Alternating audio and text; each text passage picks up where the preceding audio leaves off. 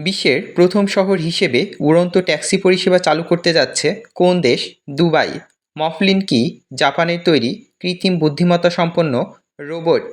চলতি 2025-26 অর্থবছরে প্রথম মাস জুলাইয়ে দেশে রপ্তানি আয় বেড়েছে কত শতাংশ? 25%। সম্প্রতি 5 আগস্ট 2025 জুলাই গণঅভ্যুত্থান দিবস কোন দেশে পালন করা হয়েছে? জাপান। কৃত্রিম বুদ্ধিমত্তা ভিত্তিক এআই টক টু রাইট নামের যন্ত্র আবিষ্কার করেছেন ভারতের কে? অজয় এইস। ওয়ার্ল্ডোমিটার্সের তথ্য অনুযায়ী বিশ্বের সবচেয়ে বেশি বনভূমি রয়েছে কোন দেশে? রাশিয়া। সম্প্রতি 5 আগস্ট 2025 বিশ্বব্যাপী প্লাস্টিক রোধে নতুন করে আলোচনা শুরু হয়েছে কোথায়?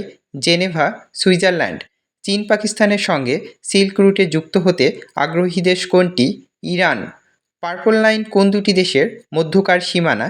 Israel, Syria.